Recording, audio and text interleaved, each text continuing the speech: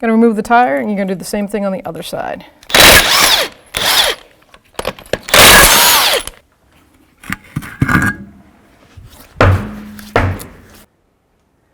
Remove the cotter pin. Should be pretty rusted. It'll probably just break right off.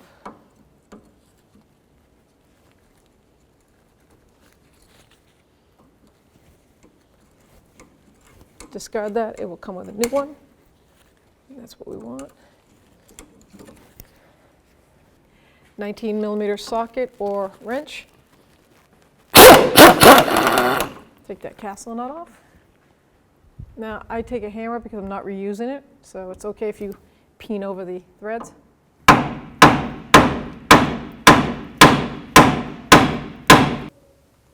So in the process of removing the steering stabilizer, I'm going to also be doing the front end work, but the new steering stabilizer comes with a new mounting bolt, and it was frozen in there. I heated it, air chiseled, tried everything, so I ended up having to cut it flush, and I cut it out. So now I can replace the steering stabilizer after I replace the other front end parts.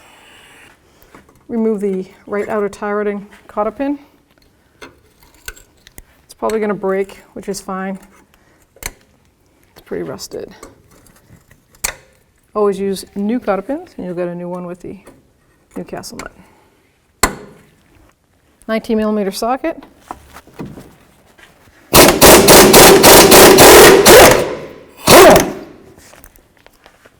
I'm going to take a big hammer, and I'm going to blow right here on the knuckle, and that should pop right out.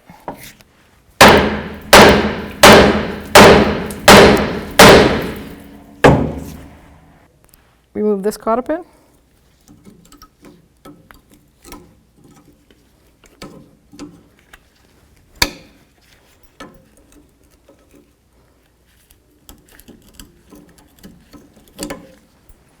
$19mm socket.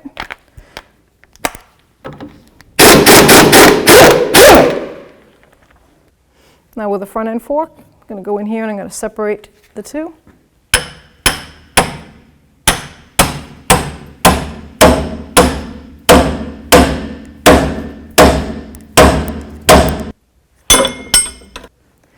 Remove the outer tie rod and cotter pin.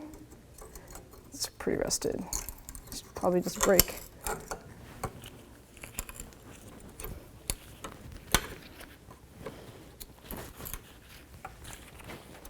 Just cut it as close as you can if it does break, so the socket will fit over. 19mm socket.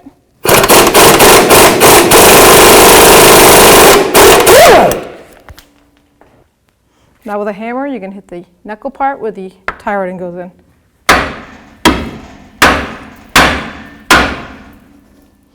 We're at the Pitman arm tie rod end, so we're going to remove the cotter pin.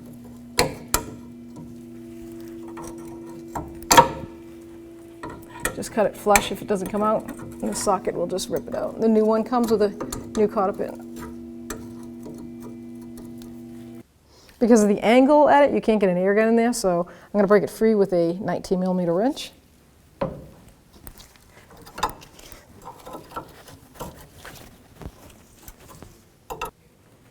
Once you get it to the end, you can take it off. I might leave it on just a couple of threads because I'm going to take the pickle fork and put her in there and break it free, and I want to drop and break my toes. So this is a good practice to do that right there. So when it does break free, I can just loosen it up.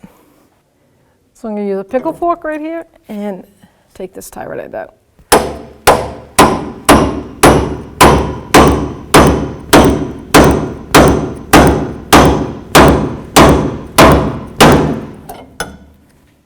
Now you can remove that castle nut freely, and this will just drop right out. Before I use the new sleeve and assemble the tie rod ends into it, I like to put a anti-seize into it. So these threads are very temperamental, especially in the New England weather, and it will be a pain to try to adjust the front end once they seize up. This will make it last longer too. Now I'm going to place the Pitman arm tie rod end into the new sleeve, and you're going to have two different angles of thread, a left thread and a right thread. This one is the left thread, and I'm going to try to match it up the best I can to the old one before I get it alignment. So here we have the new Pitman arm, tie rod end, and new sleeve, the old one, and the old frozen sleeve. So I'm going to just give it a quick measurement. So I can't even really get the measurement in there. You can use centimeters, but I'm not going to. So it's literally the width of that metal piece. I did pretty good for by the eye. So it's still going for an alignment, but I want it as close as possible. Now we have the right outer tie rod end. We're going to put that into the sleeve, and this one is right-hand thread.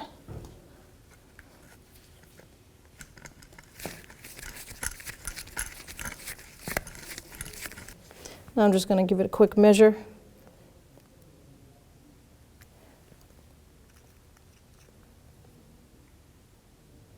Double check.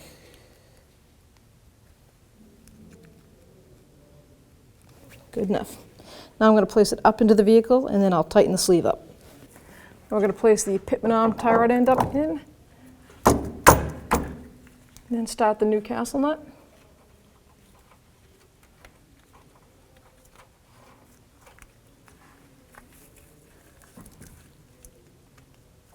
That one is 18mm wrench.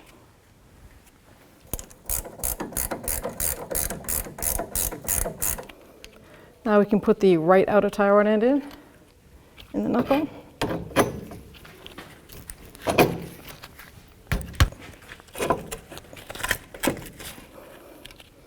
Start the new castle nut. Now we're going to tighten up the right outer tie rod end, 18mm. And then you want to take note where the cotter pin slot is in the stud, and then the castle nut, line it up.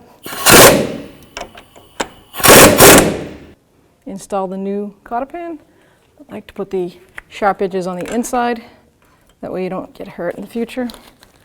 Roll the top over. And then I'm going to snip that right there, and then hammer that down. 18mm wrench, and we're going to snug up the Pitman arm tie rod end. Make sure we line up the notches of the tie rod end stud for the cotter pin to go through.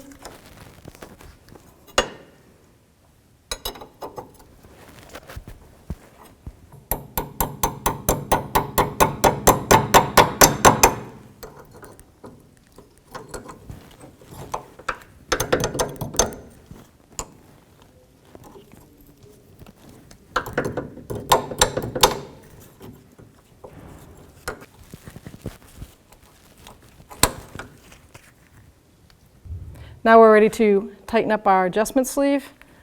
We've got a 17mm socket. Just want to snug them up.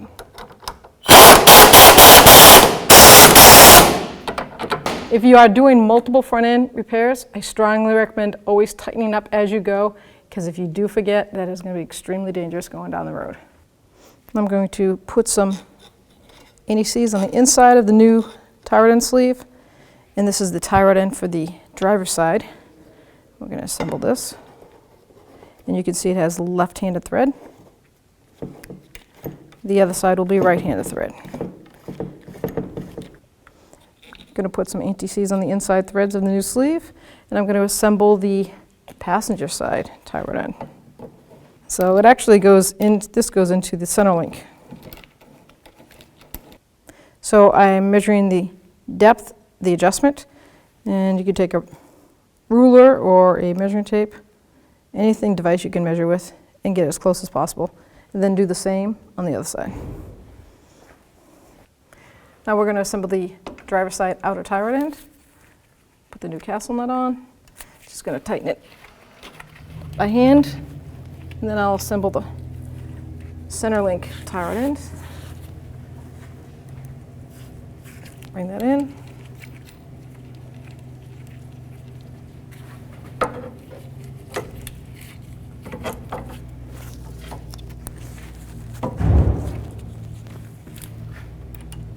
$18mm socket, and then we're going to look for the hole in the stud for the cotter pin, and then slowly spin the castle nut to line it up.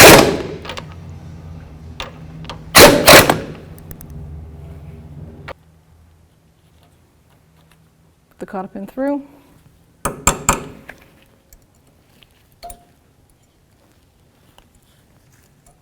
I like to cut the excess off. One too many times you've been cut by this.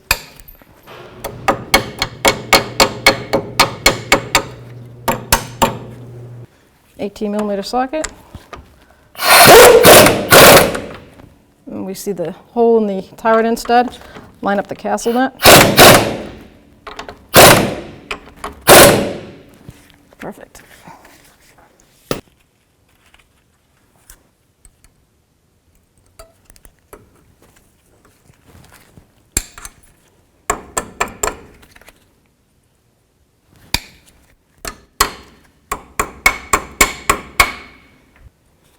So now I'm going to tighten the big long sleeve that has the inner and outer tie rod end. 13mm wrench and socket. Snug it up.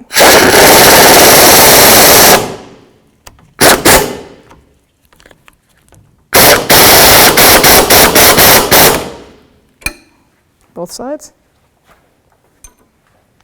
I like to get it as close to the thread so it squeezes it.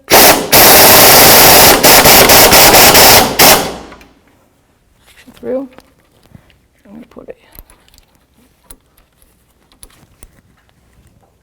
in the lock nut.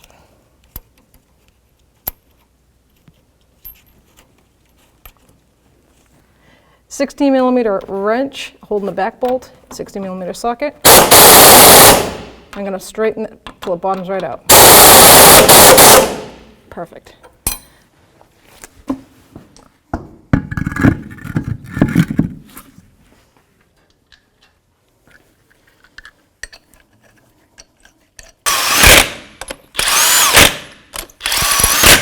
The 2000 Jeep.